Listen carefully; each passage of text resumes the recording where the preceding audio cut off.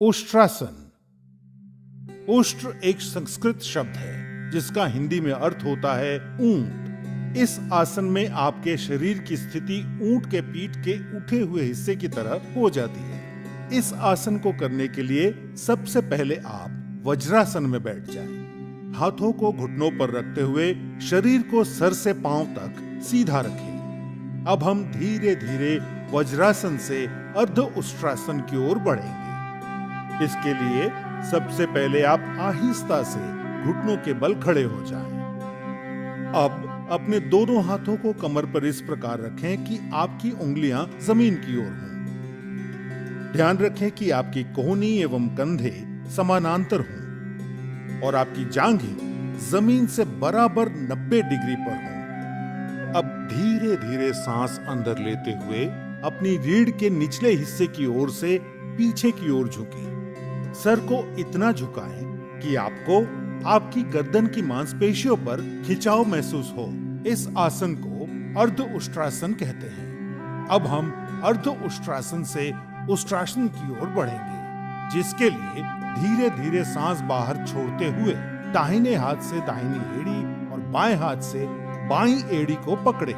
ध्यान रखें कि पीछे झुकते समय गर्दन को झटका ना लगे। सामान्य रूप से सांस लें और छोड़ें। इस स्थिति में 10 से 30 सेकंड तक रहें। उष्ट्रासन से पीठ और गर्दन की मांसपेशियां मजबूत होती है। ये आसन सर और सीने में रक्त संचार को बेहतर बनाता है। इस आसन को करने से दृष्टि में सुधार होता है। ये पेट और कूल्हों की चर्बी घटाने में मदद करता है। यदि आपको हर्निया, चक्कर या गठिया की शिकायत हो तो यह आसन ना करें। हृदय रोग और उच्च रक्तचाप के रोगी ये आसन ना करें। अगर आपके पेट में चोट लगी हो या आप गर्भवती हो तो भी ये आसन ना करें। 10 से 30 सेकंड इस आसन में रहने के बाद अब आप एक लंबी गहरी सांस लें और धीरे से अपनी गर्दन को सामान्य करते हुए अपनी कमर को सीधा करें और वापस अपनी एड़ियों पर बैठते हुए वज्रासन की स्थिति में आ जाएं। और अब वज्रासन में हैं। सामान्य रूप से सांस लें